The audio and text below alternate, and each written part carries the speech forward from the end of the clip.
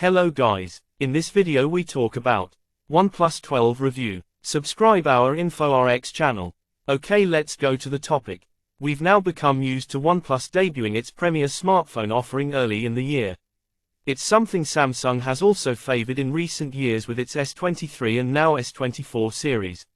So here I am with the OnePlus 12, starting from $799 per £849 per €949. It's no longer top of the OnePlus tree though. That accolade belongs to the OnePlus Open Foldable that I was impressed by late last year. And it's also joined by a cheaper. The OnePlus 12 is a little more expensive than the OnePlus 11 it supersedes, but it also offers a more, too. As well as hefty upgrades to the core hardware and camera sensors, and, in addition to fast 80W wired charging, the 12 now has 50W wireless charging where there was none before. Plus there's now full waterproofing and other premium upgrades such as Wi-Fi 7, Bluetooth 5.4 UFS 4.0 and USB 3.2 Gen 1, the latter two for faster write speeds and data transfer. How we test smartphones. Every phone reviewed on Stuff is used as our main device throughout the testing process. We use industry standard benchmarks and tests, as well as our own years of experience, to judge general performance, battery life, display, sound and camera image quality. Manufacturers have no visibility on reviews before they appear online, and we never accept payment to feature products. Design. Familiar looks, subtle changes. The design of the OnePlus 12 doesn't deviate significantly away from what we've seen with the OnePlus 10 and 11. It looks super similar to the OnePlus 11 in particular. There's a similar circular camera housing to match the OnePlus Open, complete with the now expected Hasselblad branding. While it looks great, it's iterative at best. But then OnePlus isn't unusual in that everyone is struggling to make their phones stand out from what has gone before. OnePlus 11 5G, 16GB RAM plus 256GB, Titan Black, US factory unlocked Android smartphone, 5000 mAh battery, 80W fast charging, Hasselblad camera. Once again there's an emerald green version, but it has a kind of mottled marble finish this time around. I definitely have preferred to see that in the flesh, but OnePlus sent me the silky black version. It looks like it should be almost sticky, yet the finish feels very smooth. It's almost like silk paint, but it glitters in the light. It's certainly way better than if it was a glossy piano black with its extreme fingerprint attracting finish. The rear glass is Corning Gorilla Glass 5 while the front is protected by the super robust Gorilla Glass Victus 2. OnePlus has now succumbed to the inevitability of giving its phones an IP rating, too. And it's very welcome. This handset is IP65 rated, so will take pretty much everything you can throw at it. It'll certainly survive a dunking. Once again the phone has the famed OnePlus Alert slider that made a welcome return with the OnePlus 10 Pro. Like the iPhone's action button, silent slider, it's appealing to be able to flick the phone onto silent when in a pocket or similar.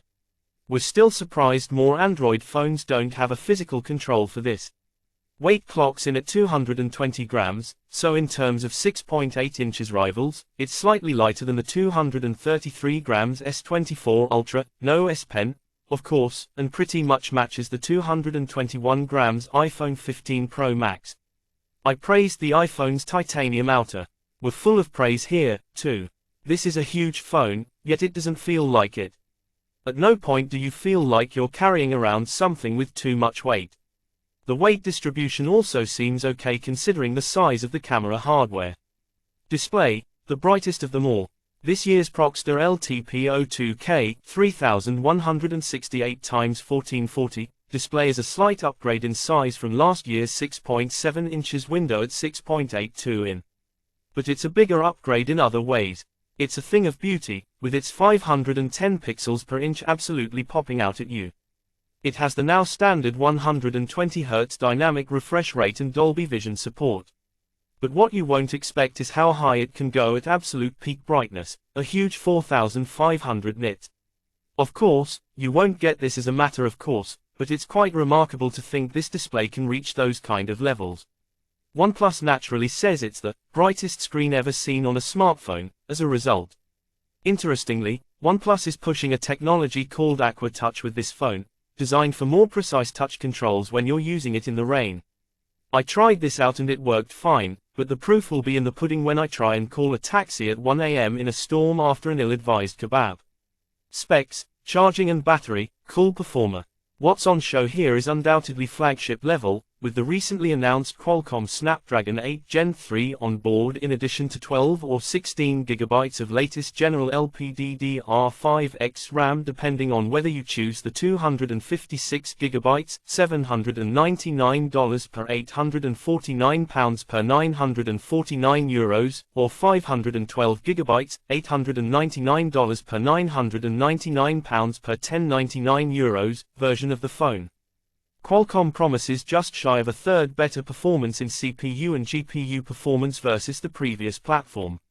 Coincidentally, OnePlus has also developed a new cooling system for this phone, also coming to the 12R.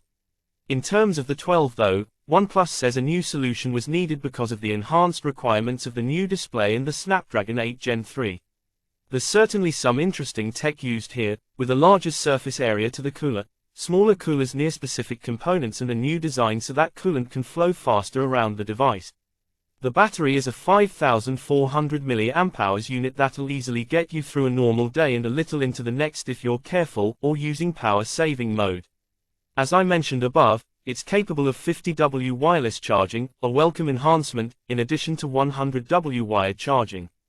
That 100W figure is a little below OnePlus top performers of the past, but perhaps there is a cost-to-performance trade-off that just wasn't worth tipping upwards. Even so, it'll still juice the phone completely in under half an hour, or double that with wireless. Camera, a superb system. The camera system has been given a serious upgrade this time around with Sony's latest Gen 50 megapixels LYT-808 sensor previously seen on the OnePlus Open. You can get some stunning shots from this large aperture, 1/1.4 inches, f/1.6 sensor. It really is terrific and it has OIS as you'd expect. It also means that night and low light shots have drastically improved. When I think back to what the OnePlus 10 was like in even slightly dim situations, this is significantly better. As you can see, the last shot has a watermark. The phone will ask you whether or not you'd like to turn this off when you first start up the camera app. The 64 megapixels Omnivision telephoto has a 3x periscope zoom in addition to OIS, 6x in sensor zoom. There are shortcuts for 3x and 6x in the camera app, but can be whacked up to a whopping 120x. The results aren't actually that bad, but they're a huge amount better if you use a tripod or can hold the phone steady somehow. Shots on the 3x zoom are really rather excellent and it's very useful to be able to jump to 3x right away. And here's a shot of one angle of the moon at 120x. This was taken without a tripod but braced against a wall to keep the phone somewhat steady. The 114-degree ultrawide is the 48-megapixel Sony IMX581 also used in the OnePlus 11 and OnePlus Open.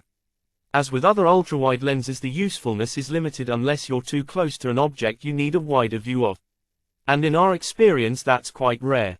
Sadly it doesn't have the 1-inch LYT-900 sensor from the China-only Oppo Find X7 Ultra. Mind you, that Oppo device does take things to the extreme with 4 50-megapixels cameras, including 2 periscope telephoto lenses.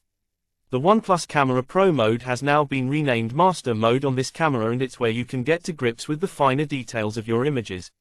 There's also more enhancements for the Hasselblad Portrait mode, giving you 2 distinct options: 2x 50mm for medium, long portraits and 3x70mm for close-ups. Software, going long. As you'd expect at this stage of the year, Android 14 is on board, topped with OnePlus Oxygenos. OnePlus has faced some criticism in the recent past as its software side has been merged with parent company Oppo's ColorOS, but it feels snappier than ever and, even though Oxygenos isn't as distinct as it once was, it still feels like a OnePlus phone rather than an Oppo one. Software updates are now guaranteed for 4 years and you also get security updates for all that time too, as you'd expect really. While it feels like a bit of a new frontier for software updates on Android devices, it's not unreasonable for punters to expect their expensive former flagships to still be working by the time the US comes to its next election after 2024. OnePlus is also talking up its proprietary Trinity engine, part of Oxygenos 14. It's essentially some software optimizations in Oxygenos to manage workloads for heavier multitasking uses such as heavy-duty mobile gaming and rapid app switching, and ensures that battery life is kept to a maximum. One thing that OnePlus says it is looking for though this optimization is that the phone should be as fast after several years of use. As ever, the proof will be in the pudding there. OnePlus suggests in its guidance that through these so-called vitalization technologies it is able to keep the OnePlus 12 going for 30 minutes longer, though beyond a consistently good performance, which you'd expect from any brand new flagship phone. Of course, this is impossible to test out because of the other hardware changes inside. OnePlus 12 verdict. It's true that OnePlus has always been capable of pumping out powerful flagships, but there have been one or two things over the last couple of years that have meant rivals have stayed ahead. However, with its new display, boosted charging options, waterproofing and supreme camera system, the OnePlus 12 is a seriously compelling package. The camera especially is superb to use, and I've been very impressed with the results from this phone, as well as the similar setup on the OnePlus Open that I've been using for a few months. I'd just like some different colors, please. Thanks for watching this video. For more information, touch with us.